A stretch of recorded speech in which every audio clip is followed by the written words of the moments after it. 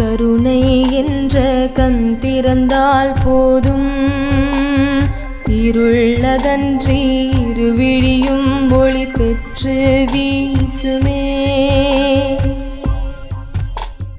மரணம் வந்து மனிதனின் முகவரி மாற்றுமே.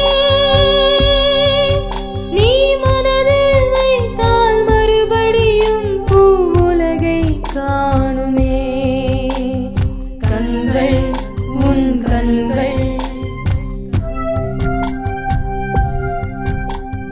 கடவுள் தந்த சாபம் இல்லை இவர்களின் வாழ்க்கை. இரக்கம் உண்டோ சோதிக்க இறைவன் தந்த வேடிக்கை. இரக்கம் உண்டோ சோதிக்க இறைவன் தந்த வேடிக்கை.